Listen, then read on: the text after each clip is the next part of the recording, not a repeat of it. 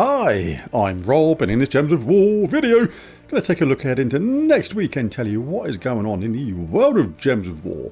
Always good to know what is going on. Anyway, last couple of days to make sure you grab the Doom Bat from the Glory Shop, stealing magic plus 1 life from an enemy, then converting 4 yellow gems to Doom Skulls. So that stealing life is good, effectively true damage, but be careful of those Doom Skulls conversions. You could get Skull Caboosed yourself, which you don't want, but get it anyway. A new troop is a new troop. Anyway, I once made a belt out of wristwatches. It wasn't very good though. In fact, you might even say it was a waste of time. Oh dear. Oh dear. Yes, oh, let's grab that while I'm here. You kindly. Right, so next week, of course, we get a new Soul Forge. I'll be doing a Soul Forge video on Monday, popping into there, telling you what I think are the best weapons and indeed the best troops to craft from there. And the current campaign is over, but a new one is beginning. New campaign starting on Monday. It's also the last couple of days of the running of the Foxes holiday event. Make sure you do it. Make sure you go to the event shop. Make sure you get Foxglove. Said it before when it first was released, it's like almost like 2 troops in one. Really cool troop. Essential not to miss this for me. Convert blue gems to green and red gems to skulls, or convert brown to green and purple to skulls. Quite often with these troops you only get one of those things on the entire troop. You got like 2 options here, which is really cool, and I like their traits as well. Immune to entangle, 20% chance to dodge skull damage, and create an entangle gem when my turn begins, which is green, and it uses green to get charged up. So yeah, very nice troop, that one. Make sure you grab it, don't miss it. Next week, of course, means a new Under Spy at the same time. Been getting into the habit of doing these more regularly now. When it first came out, I kind of used to forget it existed a bit. It seemed a bit of a chore, but once you get used to doing it, it's actually very good indeed, and the rewards are pretty much excellent. You can pick and choose which ones you want to double up on as well, using your lanterns. So I might do a big Underspire video soon showing why. The Underspire for me is now a pretty good event for picking up some really cool rewards. New week, new set of epic trials, and midnight is up next.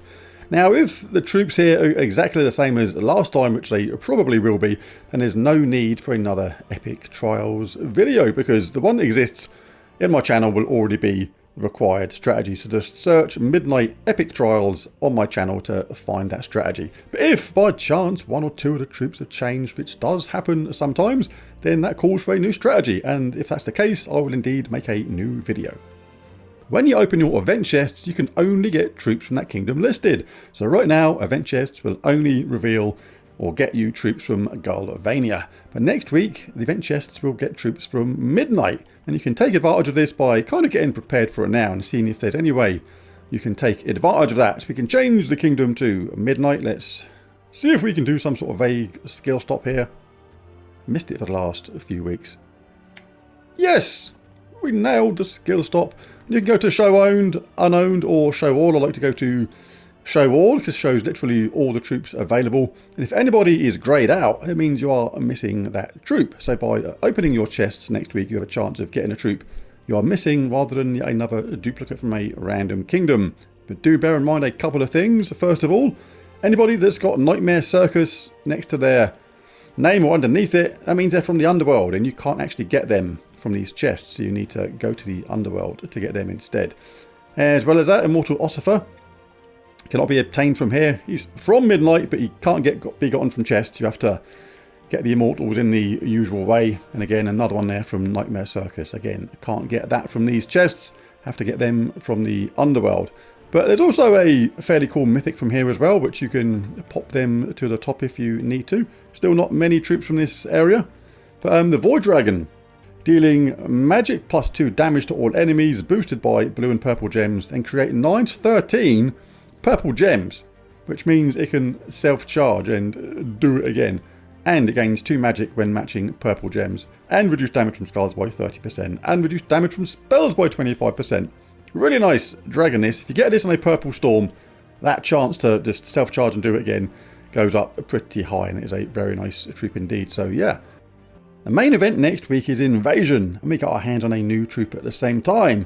I'll be showing you my Invasion team in a video on Monday morning. Hopefully a nice quick team to smash those towers into utter oblivion. Anyway, Lady of Ruin, new troop. Don't let anybody ruin your day. It's your day, ruin it yourself, she says. Interesting. Anyway, the spell is Murderous Pact. Deal magic +2 damage to an enemy, and if they're a tower, deal 3 to 5 times damage based on my ascensions. Then create 6 purple gems and 6 skulls. She uses purple herself with a mana cost of 12. The traits are Mystic Bond. Allied mystics gain 2 life. Second one is Fear Touch. Inflict terror when I match skulls. And Siege Breaker. Deal 3 to 5 times skull damage versus towers based on my ascensions. So let's just go over that spell quickly because it's pretty interesting. Obviously you get that damage, but then he creates 6 purple gems and skulls is pretty interesting too, because the troop uses purple herself. So creating that purple, she got a small chance to self-charge. The only thing about it is that creates 6 purple gems and 6 skulls. It's quite a low amount of each. Probably got equal chance to work for you, as well as fail for you and benefit the enemy. So yeah, be wary of that when casting that spell. But also Inflict Terror on unmatched skulls has got potential to be interesting too. Particularly if you want to budge that first troop down a peg or two from that top spot, or effectively move the second troop to the top spot, because that's kind of what happens when you do that. But yeah, interesting troop, the Lady of Ruin, coming Monday.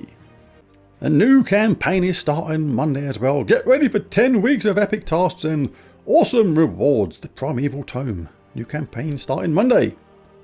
Tuesday, it's Faction Assault time, and Nightmare Circus is up, so a chance to get some more shards and open some more portals if you still need troops from here, for example.